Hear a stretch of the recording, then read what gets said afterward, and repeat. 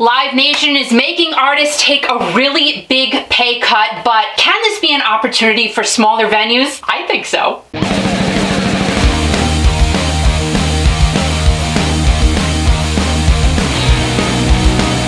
Kiki Classic Rock.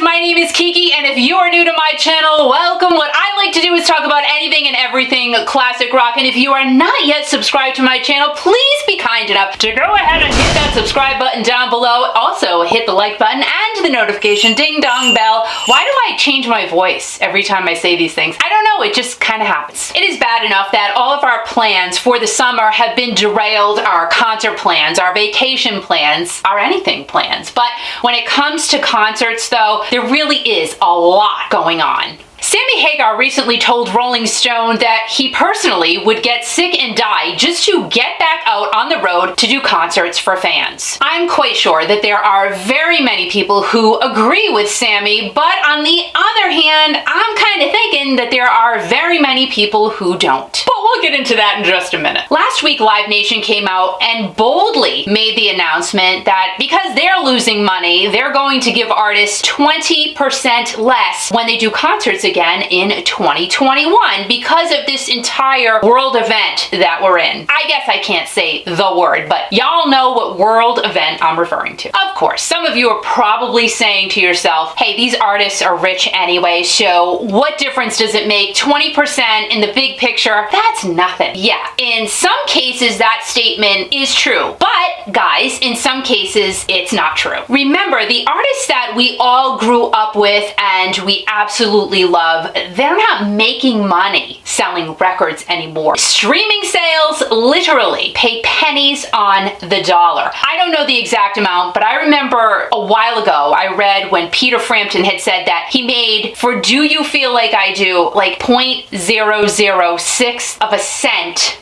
per stream of that song. That song that was #1 for what seems like forever. 0.006 of a cent. How is that even a thing? But that is a thing. It is. So some artists do rely on touring as their source of income, or some artists now are just relying on Cameo. Another piece of the Live Nation change in terms is that if an event is canceled, they are only going to pay the artist 25% for that show that was canceled compared to the 100% that they used to pay. Well, the promoter who is promoting their client, the artist, they still have to pay them 100%. And the promoter in turn will only get 25% from Live Nation. It just seems crazy. And just say something happens on the artist end. It's not due to poor ticket sales, it's due to something else. The artist just cannot perform that day. Well, guess what? They have to pay Live Nation 100% of that show that didn't even take place. It just seems like everything Live Nation-ish has to be changed across the board. It just seems with respect to cancellations, this whole Live Nation clause has to be completely rewritten. Another crazy thing, let's talk about refunds, shall we? Now, I know when I buy a ticket to a show, same goes for you guys, all of you. You pay for the ticket on the spot. You get out your little credit card, you type in the number, and you pay for your ticket right then and there, and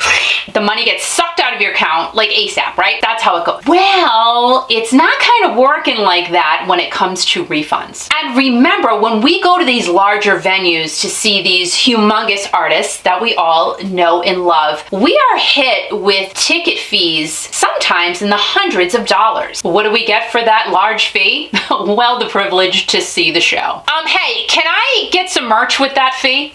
T-shirt? A pencil? Keychain? Motley Crue announced their postponement for the stadium tour on June 1st. I called it a cancellation because, let's face facts, they're not performing in 2020. 2020's canceled for pretty much everybody, so it's been canceled for this year. The new dates are being announced for next year. So again, that postponement was announced on June 1st. Fans were told, all right, listen, once we announce those new dates, you can either get a refund for your tickets or you can hold on on to them for the new dates. I'm feeling kind of a mixed bag from fans when it comes to holding the tickets or getting a refund. I'm seeing two sides of the fence here. Now, on or about June 18th, some people may have found out earlier, the new dates for 2021 were announced. Then a few days later, fans got the emails. Again, some fans got them much sooner, but you got your email saying you can either get your refund or hold on to your tickets. Don't do anything. If you want to hold on to your tickets, just ignore this email, hit delete, put it in the trash, you're good to go. But if you want a refund, you gotta click the little hyperlink right here and we'll take you right there. Some fans,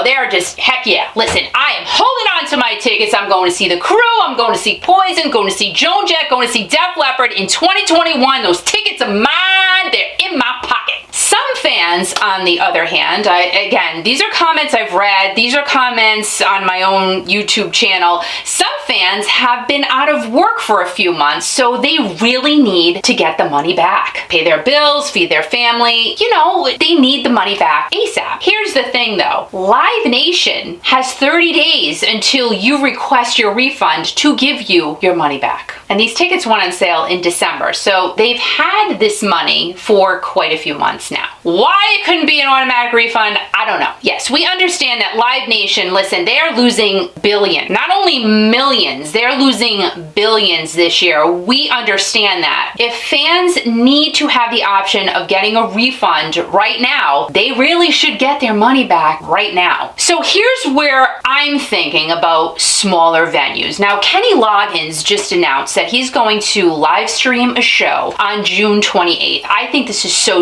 cool. The reason why I think it's cool is because now you'll have to pay $15 to see the show live streamed, but the proceeds from the show that Kenny Loggins will be doing will be going to the Libero Theater in Santa Barbara. This is just one theater that is struggling to keep their doors open since this whole world event has taken place. I get it. Small venues everywhere are hurting because of what is going on. But I've been thinking about this and I really see this as a huge opportunity for both the venues and the artists. It's just kind of time to get away from the big corporations, right? I mean, a lot of people are kind of talking about that. A lot of people are having to adjust how they do business.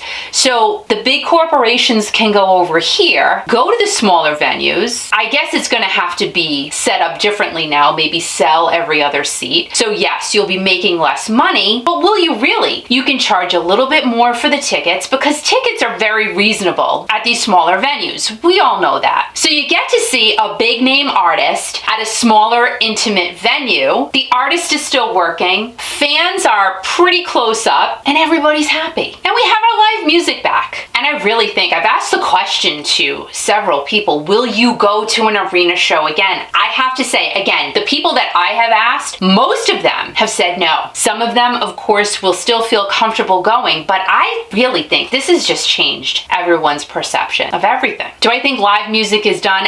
Absolutely not.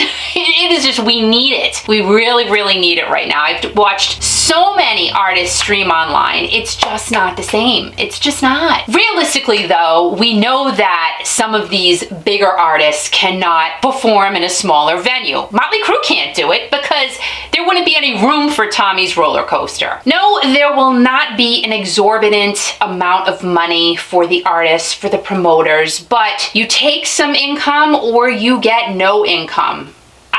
I know which one I would go with. I do know that I would go with that side right there. This gives smaller venues a chance to be saved. I really look at this in a positive way. We all have to be adaptable right now. Like I said earlier, things are changing. Ways of doing things, they're changing. And presenting live music, I think that can change too. It has to change, but I think it's gonna be for the better. I honestly do. And just think about it this way. These artists go to smaller venues, they get the chance to connect with their fans, which they just cannot do in a bigger venue. And it would probably bring everyone right back down to grassroots. Guys, please check out my other videos about classic rock and all other different types of things. Oh, and also please take a listen to Kiki.fm. It's good. I think so. Yeah, it's my station. I get it. I'm gonna say that. Why wouldn't I say it? But it's classic rock 24/7. Kiki.fm. Check it out. Guys, guys, stay safe, stay healthy, support music, support your favorite artists, and most importantly, keep rocking.